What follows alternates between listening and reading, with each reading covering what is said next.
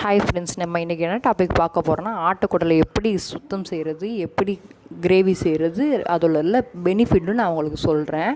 First வந்துட்டு ஆட்டுக்குடலை வாங்கின உடனே நீங்கள் உள்ளேருந்து ஆட்டுக்குடலை பரட்டி போட்டு உள்ளே பார்த்தீங்கன்னா அதில் வந்துட்டு குடல் இருக்கும்.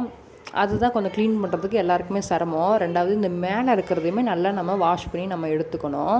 இதில் வந்துட்டு அப்படியே கொழுப்பாக இருக்கிற மாதிரிலாம் இருக்கும். அதெல்லாம் இல்லாமல் நல்லா சுத்தம் பண்ணி நம்ம எடுத்துக்கணும்.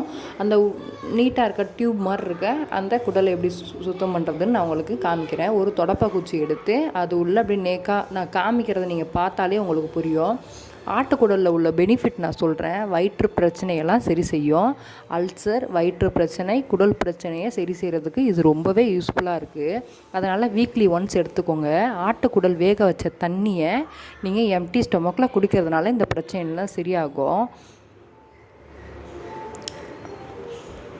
இதை வந்துட்டு ஒரு 5 தடவை நீங்கள் நல்லா வாஷ் பண்ணி எடுத்துக்கோங்க. வாஷ் பண்ணி எடுத்துகிட்டு மஞ்சத்தூள், கல்லுப்பு போட்டு வார்ம் வாட்டரில் ஒரு தடவை வாஷ் பண்ணி எடுத்துட்டாலே நல்லாவே இது க்ளீன் ஆகிடும்.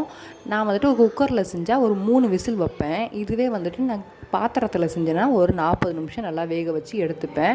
வேக வச்சதுக்கப்புறம் தான் நான் கட் பண்ணி எடுத்துப்பேன். உங்களுக்கு என்ன மாதிரி விருப்பமோ நீங்கள் அந்த மாதிரி கட் பண்ணிக்கோங்க.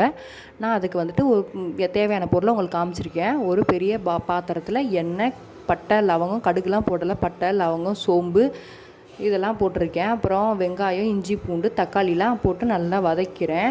வீடியோ ரொம்ப லென்த்தாக போவேணான்னு சொல்லி தான் அப்படியே நான் டப்புன்னு போட்டதெல்லாம் உங்களுக்கு வீடியோ ஷார்ட்டாக எடுத்து காமிச்சிருக்கேன். தக்காளிலாம் போட்டு நல்லா நீங்கள் மிக்ஸ் பண்ணி எடுத்துக்கணும். அதுக்கப்புறம் மட்டன் மசாலா, மல்லித்தூள் வந்து ஒரு 2 ஸ்பூன் எடுத்து போட்டிருக்கேன் நான். போட்டுட்டு நல்லா மிக்ஸ் பண்ணிக்கோங்க. வீட்டில் இருக்க மசாலா பொடியும் போட்டு 1 ஸ்பூன் போட்டு நல்லா மிக்ஸ் பண்ணி எடுத்துக்கோங்க. கொத்தமல்லி, கருவேப்பிலை, புதினா எல்லாமே போடலாம். நல்லா ஒரு வாசனையாக தான் இருக்கும் நம்மளுக்கு. இது உங்களுக்கு திக்காக வேணும்னா நீங்கள் தேங்காய், சோம்பு இதெல்லாம் கொஞ்சம் அரைச்சி ஊற்றிக்கோங்க. மஞ்சத்தூளோடு சேர்த்து அரைச்சி ஊற்றிக்கோங்க. எனக்கு வந்து கொஞ்சம் திக்காகவும் இல்லாமல் தண்ணியாகவும் இல்லாமல் இருந்தாலே போதும். அதனால் நான் எடுத்திருக்கேன். இதோடு நம்ம வேக வச்சுருக்க குடலை நல்லா சேர்த்துட்டு கொஞ்சமாக உப்பு போட்டு நம்ம ஆட் பண்ணிக்கலாம். ஆல்ரெடி வந்துட்டு நம்ம குடல் வேக வைக்கிறதுக்கு உப்பு போட்டு தான் நம்ம ஆட் பண்ணியிருக்கோம். உப்பு பார்த்து நீங்கள் சேர்த்துக்கோங்க. இதை நல்லா பெரட்டி எடுத்தாலே ஒரு தொக்கு மாதிரி இருக்கும். இது ரசத்துக்கு நம்ம தொட்டு சாப்பிட்றதுக்கு ரொம்பவே நல்லாயிருக்கும். இன்றைக்கி எனக்கு கொஞ்சம் தண்ணியும் இல்லாமல் கட்டியும் இல்லாமல் கொஞ்சம் கிரேவி பதத்துக்கு வேணுன்றதுனால நான் கொஞ்சம் தண்ணியாக தான் நான் குழம்பு வச்சுருக்கேன். உங்களுக்கு காமிக்கிறேன்.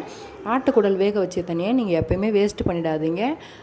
அதவே நீங்கள் குழம்புல சேர்த்திங்கனாலே நல்ல ஒரு ருசி இருக்கும் நம்மளுக்கு.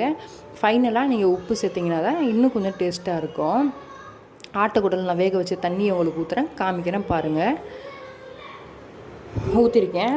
நல்லா ஒரு 15 நிமிஷம் இது கொதித்து வந்தாலே போதும். ஓகே, நல்லா மிக்ஸ் பண்ணி எடுத்துக்கோங்க.